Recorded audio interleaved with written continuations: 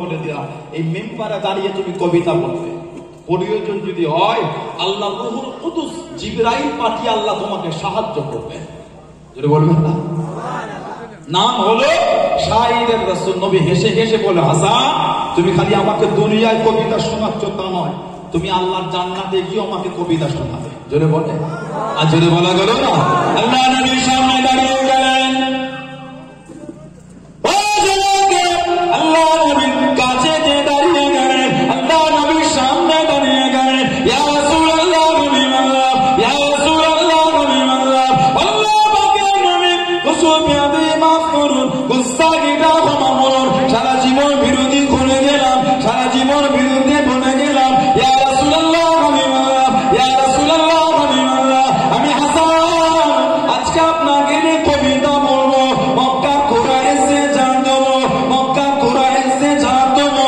আল্লাহ নবী হেসে হেসে জানিয়ে দিলেন, আল্লাহ নবী হেসে হেসে শুনিয়ে দিলেন, ও বাবা হাসান, আমি নবী, আমিও তো কুরাইশ, আমি নবী, আমাকে কি লাগবে না, আমি নবী, আমি কি অপমান হব না, আমি নবী, আমাকে কি লাগবে না। ইয়া রাসূলুল্লাহ হাবিবাল্লাহ, ইয়া রাসূলুল্লাহ হাবিবাল্লাহ, আল্লাহ পাকের নবী আদামতে চুল পড়ে গেলে চুলটাকে টেনে টেনে তুললেন, চুলের গায়ে আটা থাকে না, চুলের গায়ে আটা লাগে না।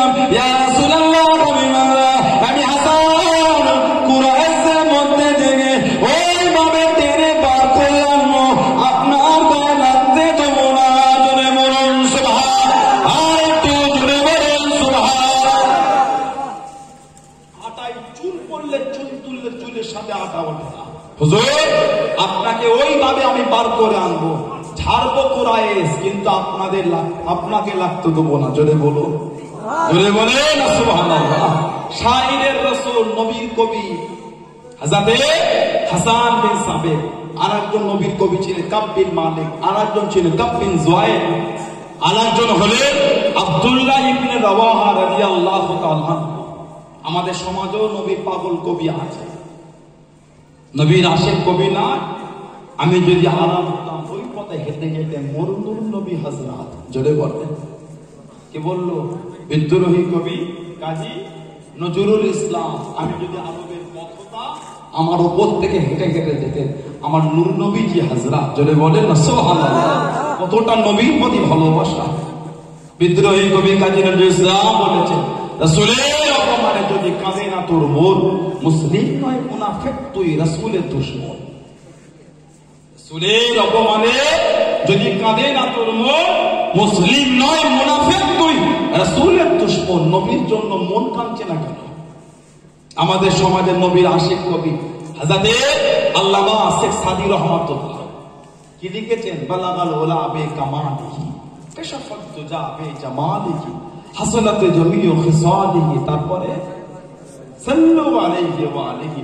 ওটা লিখতে পারে, 3 লাইন লিখেছেন, বালাগাল উলা বে কামালিহি কাশাফাত দুজা বে জামালিহি হাসানাত জামিউ খিসালিহি। এই 3 লাইন হয়েছে।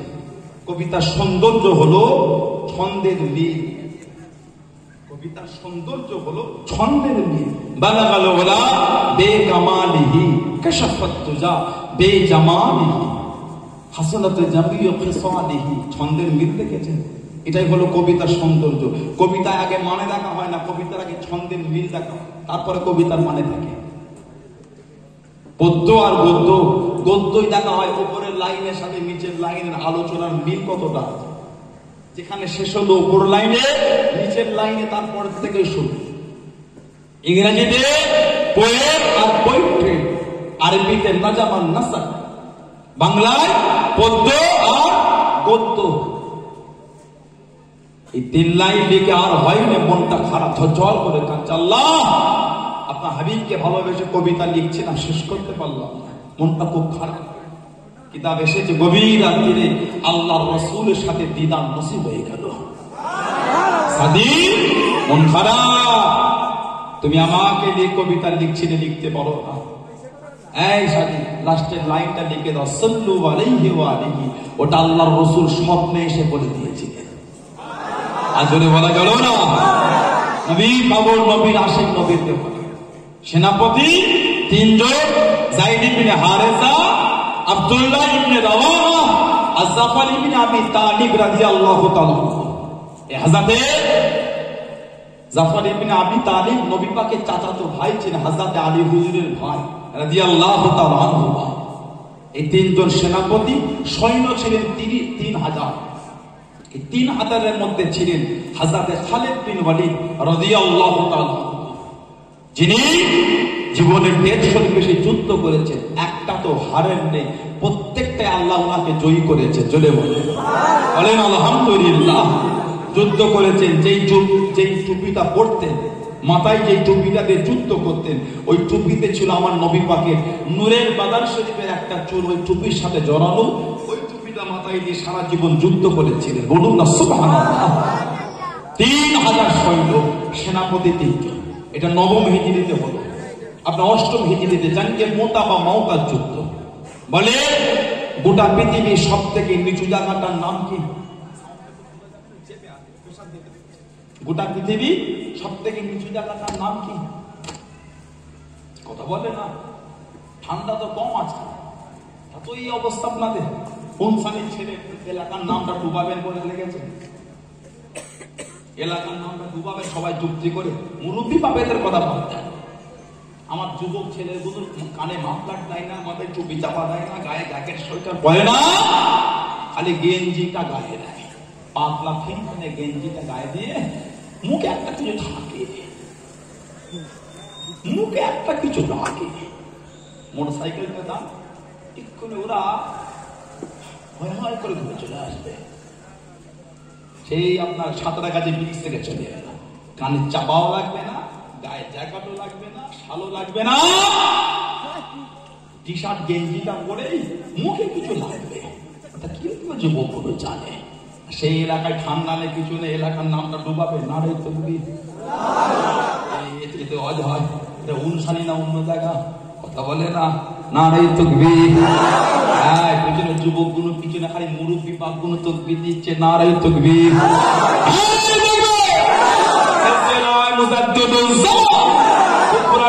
দাদা বিনে দরবারে মরির মোতাকে দিন। আমার ভাইরা, বাপদানেরা, ছেলেরা, যুবকেরা, গোটা পৃথিবীর সব থেকে নিচু জায়গাটার নাম কি? কি বলে? Dead C. ডেড মানে মৃত, সি মানে সাগর, সমুদ্র। Dead Sea. একটা যদি 6 দিনের বাচ্চাকেও যদি 6 ঘন্টার বাচ্চাকে যদি ওই ডেড সিতে ফেলে দেন, ডুববে না, ভাসবে। আজকে ঘরে গিয়ে ইউটিউবে লিখবেন ডেড সি। 6 ঘন্টার যদি বাচ্চাকে ফেলে দেয়, ডুববে না, বাচ্চাটা ভাসবে। আল্লাহর রহমত তো। কথা বলে না। গজব পানি, আল্লাহর রহমত, পানি আল্লাহর গজব। গত কয়েক মাস আগে হলো ইয়াস, এক তাল গাছ উপর থেকে দিঘায় ঢেউ এসেছে। রহমত তো। কথা বলে না। গত কয়েক বছর আগে হলো ইন্দোনেশিয়ার সুনামি, কয়েক তাল গাছ উপর থেকে পানি এসেছে। রহমত তো। গজব। পানি আল্লাহর রহমত, পানি আল্লাহর গজব। বুখারী শরীফে হাদিস, বুখারী শরীফে আল্লাহ রাসূল মদিনা শরীফের মসজিদে নববীর সাথে একটা মসজিদ লেগে আছে। মসজিদটার নাম, আল্লাহর হাজিরা বলে কি সুন্দর ডিজাইন করা, ওই খাদুরের মার্কেটের দিকে মসজিদটার নাম কি? মসজিদে গামামা। আছে না? না, মসজিদে গামামা। গামামা মানে মেঘ, মেঘওয়ালা মসজিদ। এখন আজান হয়, নামাজ হয় না। মসজিদে গামামায় আজান হয়, নামাজ হয় না। আল্লাহর রাসূল খুতবা দিচ্ছে, জুম্মার খুতবা। বুখারী শরীফে এসেছে, একজন আরবি উঠে দাঁড়িয়ে গেল, ইয়া রাসূলুল্লাহ, বিয়াদবে মাফ চাই, হুজুর মুসলিম ক্ষমা করে। জমিন ফেটে যাচ্ছে, আমাদের ফলগুলো সব ধ্বংস হয়ে যাচ্ছে, গাছ শুকিয়ে গেল, পশুগুলো না পান করতে পেরে মারা যাচ্ছে। হুজুর একটু দোয়া করে দেন হুজুর, যেন আল্লাহ পাক আসমান থেকে পানি দেয়। বুখারী শরীফে এসেছে, খালি সাহাবাদের বলা অপেক্ষা, নবী হাত তুলেছে, নবীর হাতটা খালি উঠানো অপেক্ষা ছিল। সাহাবারা বলেন, গোটা মদিনা শরীফের আসমানে মেঘ ছিল না, কোথা থেকে যেন মেঘগুলো ছুটে ছুটে এসে গোটা মদিনা শরীফের আসমান মেঘাচ্ছন্ন হয়ে আল্লাহ পাক পানি বর্ষণ করে দিলেন। জোরে বলে, আর জোরে বলা গেল না। আল্লাহ রাসূল মসজিদে গামামায় জম্মা পড়ে, সাহাবারা বলে এত পানি হচ্ছে, ওপর থেকে ছুঁয়ে ছুঁয়ে পানি পড়ছে, খাজুরের গাছের পাতার ছাউনি ছিল, সব শরীর ভিজে দাড়ি থেকে পানি ঝরছে। সাহাবারা বলে দাড়ি থেকে পানি ঝরছে, নবীরও ঝরছে, সাহাবাদেরও ঝরছে। সাহাবারা বলে সেদিন পানি হলো ইয়াউমা গাদিন, পরের দিন ইয়াউমা গাদিন, পরের দিন ইয়াউমা গাদিন, পরের দিন, এক সপ্তাহ পানি বন্ধ হচ্ছে না। জোরে বলবেন না সুবহানাল্লাহ। পরের জুম্মায় আল্লাহ রাসূল আবার গেছেন, খুতবা দেয়, সেই আরবি নাই অন্য আরবি আবার উঠে দাঁড়িয়েছে, ইয়া রাসূলুল্লাহ বিয়াদই মাপ চাই, হুজুর একটু হাত তুলে দোয়া করে যান পানি বন্ধ হয়ে যায়। গত সপ্তাহে বলে দোয়া করে যেন পানি হয়, এই সপ্তাহে বলে দোয়া করে যেন বন্ধ হয়। নবী পাক হাতটা তুলে দোয়া করলেন, সাহাবারা বলে হুজুর মাপ চাই, এত পানি হচ্ছে মাটির ঘরগুলো সব ধসে পড়ে যাচ্ছে, হুজুর আমাদের পশুগুলো পানির তলে ভেসে চলে যাচ্ছে, হুজুর একটু দোয়া করে দেন। নবী হাত তুললে দোয়া করে আল্লাহ রাসূল এই সাব্বা পাতুন, ইবহামুন মানে বৃত্তাঙ্গুলি, ইবহামুন মানে বৃত্তাঙ্গুলি, শাহাদাতুন সাব্বা পাতুন উস্তা বিনসিল খিনসিল, আল্লাহ নবী এই শাহাদাতুন সাব্বা পাতুন আগুন নিয়ে মদিনা শরীফের আসমানে এইভাবে ঘোরালেন, আল্লাহুম্মা আওয়ালাইনা ওয়ালা আলাইনা। আল্লাহ নবী এইভাবে ঘোরালে সাহাবারা বলেন নবীর আগুনের ইশারাটা যেই দিকে যাচ্ছে মেঘটা সেদিক থেকে ফাঁকা হয়ে যাচ্ছে। আল্লাহ রাসূলের আগুনের ইশারা যেই দিকে যাচ্ছে মেঘ সেদিক থেকে ফাঁকা হয়ে যাচ্ছে। আল্লাহ রাসূল খালি আগুন টালে মদিনা শরীফের আসমানে ঘুরিয়েছে, আল্লাহ আমি এবং আমাদের চারপাশে মায় রাসূল জবান থেকে বলেছে। সাহাবারা বলেন মুহূর্তের মধ্যে গোটা মদিনা শরীফে মেঘ আসমান থেকে ফাঁকা হয়ে গিয়ে আল্লাহ আসমানটাকে পরিষ্কার করে দিলেন। জোরে বলুন, জোরে বলেন আলহামদুলিল্লাহ। সাহাবারা বলেন বিভিন্ন জায়গা থেকে ব্যবসা সূত্রে এসেছে, এত পানি হয়েছিল, এক মাস ধরে আসমান এই পানিটা পাহাড় থেকে নেমেছিল, খালি নবী হাত তুলেছে, এটা হলো রহমতের পানি। গোটা পৃথিবী নিচে জায়গা হলো ডেড সি, ওখানে আল্লাহর গজব আছে। হযরতে নবী লূত আলাইহিস সালাম, হযরতে নবী ইব্রাহিম আলাইহিস সালামের ভাইপো, জানার জামানায় সর্বপ্রথম গোটা পৃথিবীর মধ্যে সমকামিতা শুরু হলো। সমকামিতা, একটা ছেলে হয়ে ছেলের প্রতি আকৃষ্ট, একটা মেয়ে হয়ে মেয়ের প্রতি আকৃষ্ট, শরিয়াতে ওটা হারাম। বলুন নাউযুবিল্লাহ, ওদের উপর আল্লাহ একে বলে সমকামিতা। গোটা পৃথিবীর মধ্যে সর্বপ্রথম শুরু হয়েছিল লূত নবীর উম্মতে। আল্লাহ পাক হযরত জিবরাইল আলাইহিস সালাম আর হযরত মিকাইল আলাইহিস সালাম দুজন ফেরেশতাকে আল্লাহ যুবকের রূপ দিয়ে লূত নবীর ঘরে মেহমান করে পাঠিয়ে দিলেন। এই খবরটা ওনার উম্মতের কাছে ছড়িয়ে গেল, সব নবীর ঘরটা ঘিরেছে। ওই দুজন যুবককে আমাদের কাছে বার করে দাও। নাউজুবিল্লাহ বলবেন না, আল্লাহ নারাজ হয়ে যাবেন। এই আমার নবী লূত এই এলাকা ছেড়ে চলে যান, আমি আল্লাহ গজব দেবো, আমি আল্লাহ গজব দেবো। হুজুর মেয়েকে নিয়ে সাথী সঙ্গীতের বিবি কিনে চলে যাচ্ছে, আল্লাহ হুকুম ছিল যাবার সময় পিছনে ফিরতে পারবেন না। হুজুর যা, ওনার একজন বিবি ছিলেন ঈমান আনেন, যেতে পিছনে তাকালো, আল্লাহ নারাজ হয়ে গেলেন। লূত নবীর একটা বিবি জর্ডানের পাহাড়ে আজও পাথর হয়ে দাঁড়িয়ে আছে, আল্লাহ ওনার বিবিকে পাথর করে দিল। আল্লাহ বিধান মানল না। সেই জর্ডান আম্মা মদিনা শরীফ থেকে কয়েক মাসের রাস্তা, 3000 সাহাবা, সেনাপতি 3 জন, কাফের ছিল 2 লক্ষ। আল্লাহ নবী নববী শরীফে বসে আছেন, ও যুবকে আল্লাহ নবী চোখে পানি কেঁদে কেঁদে জানিয়ে দেন, আল্লাহ নবী শুনিয়ে দেন, ও বাবা সাহাবারা, আমার যায়েদ ইবনে হারেসা শহীদ করে দিল বাবা, আমার যায়েদ ইবনে হারেসা আল্লাহ দিনের জন্য শহীদ হয়ে গেল বাবা। আল্লাহ নবী চোখে পানি কাঁদে, আল্লাহ নবী চোখে পানি কেঁদে কেঁদে জানিয়ে দিলেন, ও যুবক ওরা যুদ্ধে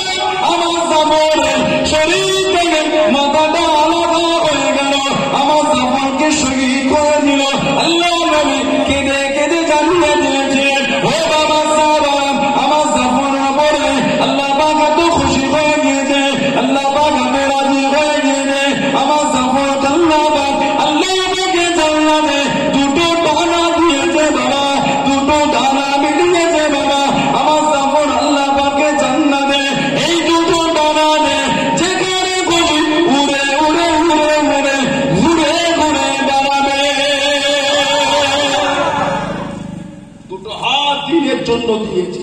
আল্লাহ খুশি হয়ে জান্নাতে দুটো ডানা দিয়েছে, ওর জন্য জান্নাতের নির্দিষ্ট জায়গা নেই। এই ডানা মেলে মেলে আল্লাহ জান্নাতে যেখানে খুশি সে যাবে। জোরে বলে, আর জোরে বলা যাবে না। ওর জন্য ওনাকে বলা হয় জাফিরুত তাইয়ার। তৈরুন মানে পাখি, জাফিরুত তাইয়ার। আল্লাহ জান্নাতে আল্লাহ ওনাকে দুটো ডানা দিয়েছে। বলুন আলহামদুলিল্লাহ। শরীরের রক্তটা জমিনে যেখানে পড়েছিল সেইখান থেকে মুশকাম্বারের ফুল আপনার আতরের খুশবুটা আল্লাহ বার করিয়েছিলেন। জোরে বলুন না সুবহানাল্লাহ। এই অষ্টম হিজরিতে জঙ্গে মুতা এই 2 লক্ষ কাফের এই 3000 সাহাবার ভয়ে পিছু হেঁটে চলে গেল। লজ্জায় গোটা পৃথিবীর মুখ দেখাবার জায়গা নেই। তৎকালীন সময় হেরাকেল রোম সাম্রাজ্য ছিল পৃথিবীর ক্ষমতাওয়ালা। কাফের কোন ছন্ন ছাড়া হয়ে যেখানে সেখানে আশ্রয় দিল। তারপরের বছরই হলো এই তাবুকের যুদ্ধ। নবম হিজরিতে নবী পাকের জীবনের শেষ যুদ্ধ। অফার শরীফের 1 থেকে 1.5 বছর আগে ওই কাফের কোন ইন্ধন দিয়ে আশ্রয় দিয়ে ইন্ধন দিয়ে এই যুদ্ধ হলো নবম হিজরিতে তাবুকের যুদ্ধ। আল্লাহ রাসূল সাহাবাদের বসে আছে, বাবা দাও, বাবা কে কি দেবে দাও, আল্লাহ দ্বীনের জন্য, আল্লাহর ইসলামের জন্য দাও বাবা। হযরত আবু বকর সিদ্দিক রাদিয়াল্লাহু তাআলা আনহু ঘরে যা ছিল সব কেঁদে গাঁটটি করে মাথায় করে টুক টুক টুক টুক করে আমার নবীর দরবারে আসছে। জোরে বলে, আর জোরে বলা গেল না। পিছন তাদের সালাম দিলেন। ও আল্লাহ রাসূলের সাহাবী একটু দাঁড়ান। ফিরে দেখছেন অন্য কেউ নাই, ওনার বিবি। কি খবর? নবী পাক জিহাদে যাবে, সাহায্য চেয়েছে। দেবার তো আমার কাছে কিছু নেই, এই খাজুর গাছের পাতার তৈরি পাটিটা আছে, এটাই আমার তরফ থেকে আল্লাহ রাসূলের কদমে এটাই দিয়ে দিতাম। জোরে বলুন। হযরত আবু বকর সিদ্দিক এলেন, আমার নবীকে সালাম দিলেন। আল্লাহ রাসূল সালামের জবাব, কি খবর? হুজুর আমি আবু বকর, আমার তরফ থেকে এটা। ও নবী খুশি হয়ে গেলেন। কত মাল এনেছেন? কত মাল আনলে? হুজুর এই কিঞ্চিত পরিমাণ। ঘরে কি? হুজুর যা ছিল উদার করে আপনার কদমে দিয়েছে। জিম্মাতুল্লাহকে জিম্মাতে রাসূলিল্লাহ, আল্লাহ আল্লাহর রাসূলের জিম্মায় ঘর আর বাড়ি ছেড়ে বলে রেখে এসেছি। জোরে বলুন। হুজুর এই পার্টিটা আমার তরফ থেকে নয়, এটা আমার বিবি আপনাকে দিয়েছে।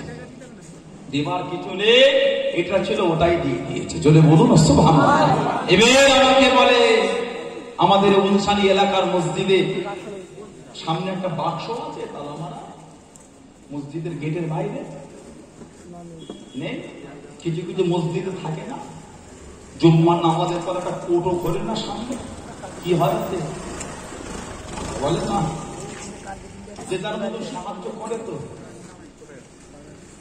যে কিছু কিছু মসজিদে বাক্সটাকে এরকম সামনে, মসজিদ কমিটিকে ধরবে, ওই বাক্স ধরে যার ধরে তাদের ধরবে, যখন ঢেলে গুনে 8, 10টা, 5টা, 7টা, 15টা ছেঁড়া নোট বেরোবে।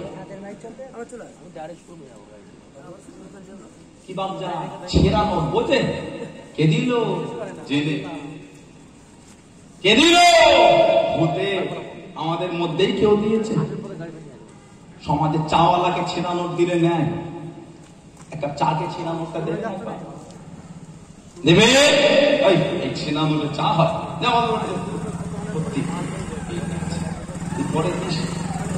না ভাই, তোকে লাগবে, তোকে আমি চাটা ফিরিয়ে ছেঁড়া নোট দিব না। টোটোওয়ালাকে ছেঁড়া নোট দিলে লাগে না, অটোওয়ালাকে ছেঁড়া নোট দিলে লাগে না, বাসওয়ালা টিকিট কাটতে গেলে ছেঁড়া নোট নেয় না, সবজিওয়ালা নেয় না, মিষ্টিওয়ালা নেয় না, কেউ নেয় না।